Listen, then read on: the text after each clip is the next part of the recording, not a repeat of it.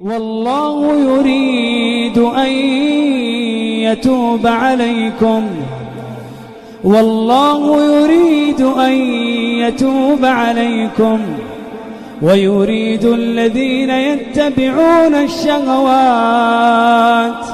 أن تميلوا ميلا عظيما.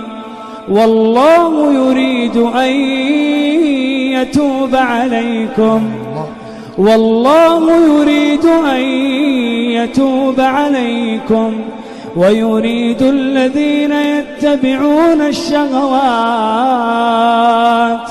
أن تميلوا ميلا عظيما. يريد الله أن يخفف عنكم، وخلق الإنسان ضعيفا.